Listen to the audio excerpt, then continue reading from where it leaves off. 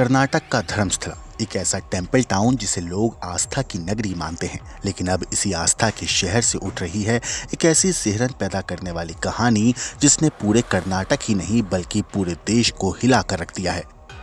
सोचिए 20 साल पहले मंदिर की गलियों में झाड़ू लगाने वाला एक साधारण सा सफाई कर्मी, अब उस पर कैमरा टिका है। उसकी जुबान पर ऐसे राज हैं जिन्हें सुनकर आपके रोंगटे खड़े हो जाएंगे। वही सफाई कर्मी जो दावा करता है कि उसने अपने हाथों से सैकड़ों लाशों को दफनाया, जिनमें से कई मासूम लड़कियों और महिलाओं की थीं, जिन्हें पहले बलात्कार और फिर तड़पाने के बाद उन्हें मौत के घाट उतार दिया। अब तक वो खामोश था, लेकिन अब खुलकर बोल रहा है और अब यही गवाही इस मामले में सबसे बड़ी जांच का आधार भी बन चुकी है। धर्मस्थला, जहां पुलिस की एसआईटी टीम खुदाई कर रही है, नेत्रावती नदी के किनारे बाहुबली हिल्स के जंगलों में जमीन के नीचे छुपे उस सच की तलाश हो रही है जो शायद सदियों तक दबा रहता अगर ये सफाई कर्मी चुप रहता। 17 जगहों पर खुदाई हो चुकी है। सिर्फ 2 साइट से हड्डियां बरामद हुई हैं, लेकिन साइट नंबर 13 नदी किनारे घने जंगलों में यही वो जगह है जहां सबसे ज्यादा लाशें दफन होने का दावा किया गया। इतना संवेदनशील इलाका कि खुदाई शुरू करने से पहले ग्राउंड पेनिट्रिंग रडार से जमीन को स्कैन करना पड़ा, और जैसे जैसे खुदाई आगे बढ़ रही है नए राज सामने आए। शिकायतकर्ता अकेले नहीं, 6 और गवाह सामने आ चुके हैं।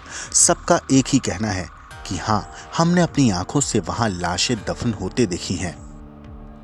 1998 से 2024 तक सैकड़ों लाशें, ज्यादातर औरतें और लड़कियां, जिनके लिए कोई रोने वाला भी नहीं था, जिन्हें रेप के बाद मारकर जमीन के नीचे दफन कर दिया गया और पूरी दुनिया खामोश रही। अब एसआईटी ने शिकायतकर्ता का नार्को टेस्ट कराने का फैसला किया, क्योंकि उसके दावे इतने धमाकेदार हैं कि उन पर यकीन करना मुश्किल है। लेकिन अगर उसके बयान सही साबित हुए तो धर्मस्थला सिर्फ एक आस्था का शहर नहीं रहेगा, बल्कि भारत के सबसे बड़े मास ग्रेव यानी कि सामूहिक कब्रगाहों का एक कांड बनकर रह जाएगा। सोशल मीडिया पर भी हड़कंप मच चुका है।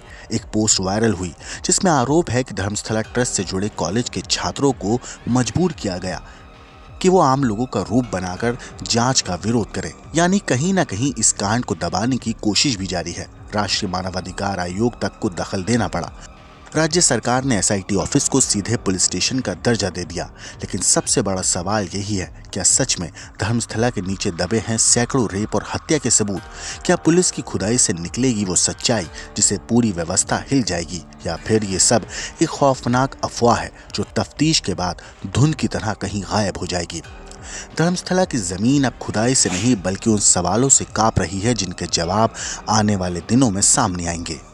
वैसे अब तक जिस इंसान को बस एक चुपचाप सफाई कर्मी समझा जा रहा था, वही अब इस केस का सबसे बड़ा गवाह बनकर सामने आया। कर्नाटक के धर्मस्थला से जुड़ी इस रहस्यमय कहानी का राज खोलने वाला यही वो शख्स है। करीब 20 साल पहले यह आदमी धर्मस्थला में सफाई कर्मी हुआ करता था। उसका दावा है कि उसने अपनी आंखों से और अपने हाथों से वो काम किया जिसे सुनकर रोंगटे खड़े हो जाते हैं। सैकड़ों लड़कियों और औरतों की लाशें जमीन में दफनाना। इनमें कई लड़कियां वो थीं जिन्हें रेप और जबरदस्त जुल्म के बाद मार डाला गया और फिर उनकी लाश चुपचाप जमीन के सीने में दफन कर दी गई। इसी सफाई कर्मी की शिकायत के बाद पुलिस ने पूरे इलाके की खुदाई शुरू की। नेत्रावती नदी के किनारे बाहुबली हिल्स के जंगलों में स्नान घाटों के आसपास अब तक 17 जगहों की खुदाई हो चुकी है, जिनमें से 2 जगह से हड्डियां भी बरामद हुई हैं। मगर सबसे ज्यादा चर्चा में है साइट नंबर 13। यही वो जगह है जहां गवाह का कहना है कि सबसे ज्यादा लाशें दफनाई गईं। यहाँ पहले ग्राउंड पेनिट्रिंग रडार से स्कैन किया गया। ये तकनीक बिना गड्ढा खोदे ही जमीन के अंदर क्या है दिखा देती है। स्कैनिंग के बाद मशीनों से खुदाई शुरू हुई, लेकिन अब तक कोई हड्डियां नहीं मिली। गवाह सफाई कर्मी ने 50 जगहों की लिस्ट दी है जहां 1998 से 2014 के बीच शव दफनाए गए। उसका दावा है कि इनमें ज्यादातर लड़कियों और औरतों की, और सबसे खतरनाक बात, इस काम में वो अकेला सफाई कर्मी नहीं था बल्कि कई और लोग भी शामिल थे।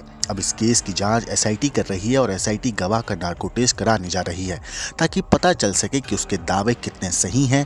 खुद गवाह ने भी कहा है कि अगर किसी को शक है तो वो नार्को टेस्ट के लिए तैयार हो जाए। इस बीच 6 और गवाह सामने आए। उनका भी कहना है कि उन्होंने धर्मस्थला में लाशें दफन होती देखी हैं। इधर सोशल मीडिया पर भी एक हलचल हुई। एक पोस्ट वायरल हुई बाद में, जिसे डिलीट कर दिया गया, जिसमें दावा किया गया कि धर्मस्थला ट्रस्ट से जुड़े कॉलेज के छात्रों पर दबाव डाला जा रहा है कि वो खुदाई का विरोध करें।